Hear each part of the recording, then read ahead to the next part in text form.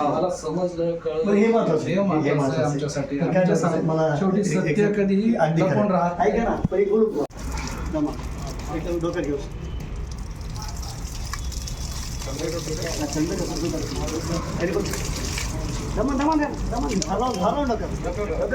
बस बस. अरे यार काय लावलं हे भाऊ सुनील भाऊ तुम्ही घ्या ना हातात, तुम्ही घ्या हातात. सुनील भाऊ तुम्ही घ्या हातात. डॉक्टर साहेब वरती बघा ना तुम्ही. दमा दमा ना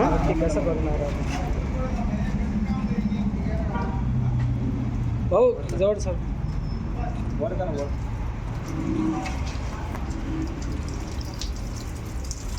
हळू चालू द्या एकदम.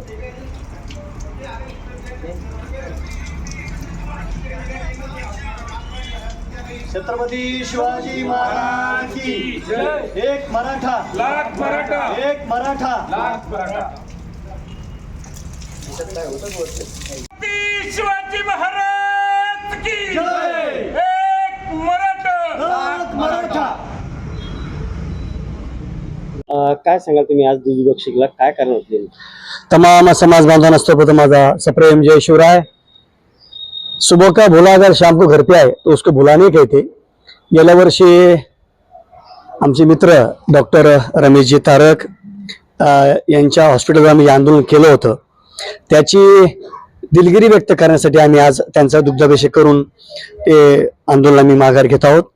आणि याचं कारण असं आहे की तो जो फ्लो होता त्या फ्लोमध्ये घेणं साहजिक होतं, कारण त्यावेळेस भावनिक वातावरण होतं. आम्ही सुद्धा भावनिक झालो होतो. भावनेच्या भरातून आम्ही ते आंदोलन केलं होतं. परंतु सत्य बाहेर यायला आणि खरं समजण्यासाठी खूप वेळ लागतो. तो वेळ आमचा गेलेला आहे. तेव्हा जर कळलं असतं की डॉक्टर साहेबांनी विरोध त्या आंदोलनाला केला नव्हता, ते जे पत्र डॉक्टर साहेबांनी दिलं होतं त्या ठिकाणी जातीवाद जास्त वाढत चालला होता गावात.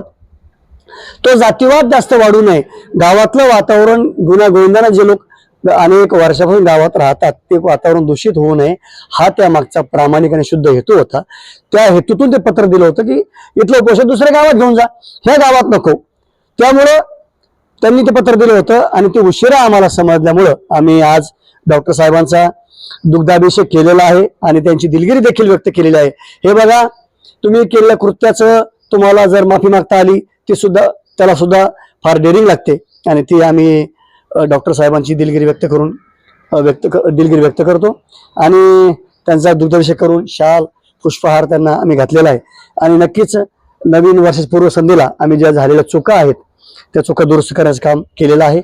उद्या 1 जानेवारी 2026 नवीन वर्षाची सुरुवात चांगल्या कामाने पुन्हा एकदा व्हावी याच हेतूने 2025च्या पूर्वसंध्येला डॉक्टर रमेशजी तारक यांचा दुग्धाभिषेक करून आम्ही नवीन कामाला सुरुवात करत आहोत.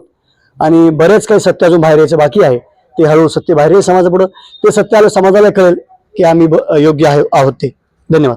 म्हणजे नेमकं काय सत्य बाहेर येणार आहे किंवा काय आपण सांगायचा प्रयत्न करतो? सध्या जे 2025च्या पूर्वसंध्येला जे आम्ही आज केलं त्याच्यावर मी जास्त बोलेल. सत्य काय आहे, कारण बऱ्याच गोष्टी अशा आहेत समाजाला दिसतंय की आज जे लढ्यामध्ये जे लोक होते ते आज त्यांच्यासोबत नाहीत. याचं कारण समाजाने आपल्या बुद्धीने विचार केला पाहिजे. आम्ही त्याच्यावर जास्त बोलणार नाही. त्यामुळे मी पुन्हा सांगतो आणि जबाबदारीने सांगतो, हे स्टेटमेंट आवाज मीडियाने माझं घ्यावं. येणाऱ्या काळात सगळं सत्य बाहेर येणार आहे. वर्ष पूर्ण होत आलेलं आहे. नवीन वर्ष उद्यापासून सुरू होते. आज तुमचा दुग्धाभिषेक करण्याला आणि तुमच्या चेहऱ्याला वर्षभरापूर्वी काळं फासण्यात आलं होतं त्यावेळेचं आणि आजचं काय वाटतं? आज तर खरंच मनस्वी म्हणजे आनंद होतोय, कारण जे काळं लावण्यात आलं होतं तर ते दुःखदायकच होतं माझ्यासाठी आणि माझ्या पूर्ण फॅमिलीसाठी. पण समाजासाठी काम करताना गैरसमज समज हे होतच असतात, तर त्याच्यातून झालेलं हे कृत्य होतं. पण शेवटी मी त्यावेळेसही बोललो होतो की सत्य बाहेर यायला वेळ लागेल आणि काळच याचं उत्तर देईल. आणि आज काळाने उत्तर दिलंय की सत्य परेशान हो सकता है लेकिन पराजित नाही हो सकता. आणि त्यांना ते सत्य समजलं याच्यातच मला खूप मोठं समाधान आहे, कारण ते पण माझे समाज बांधव आहेत आणि त्यावेळेस ते वातावरण होतं समजातून गैरसमजातून ते झालेलं कृत्य होतं. त्याबद्दल मी ते समजून घेतलं आणि त्याचा प्रतिकार केला नव्हता. मी फक्त शांत राहिलो होतो की याला वेळ उत्तर देईल आणि आज ती दिलेली आहे.